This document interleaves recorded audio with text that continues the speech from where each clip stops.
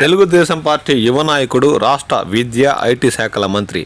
నారా లోకేష్ జన్మదినం సందర్భంగా చిత్తూరు జిల్లా పుల్తెల మండలం ఎల్లంకివారిపల్లి గ్రామ పంచాయతీ పరిధిలో స్థానిక టీడీపీ నాయకుల ఆధ్వర్యంలో కేక్ కట్ చేసి సంబరాలను ఘనంగా జరుపుకున్నారు.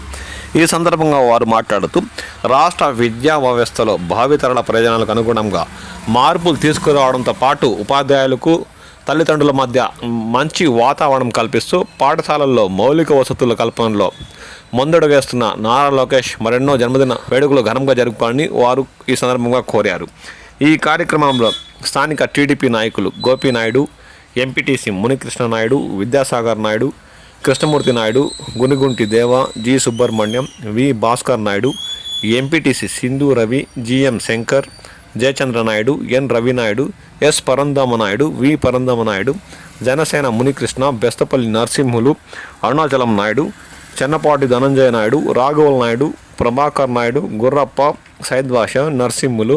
కిరణ్, బాలాజీ, చిన్నబ్బ నాయుడు, దొరస్వామి నాయుడు, బాబు నాయుడు,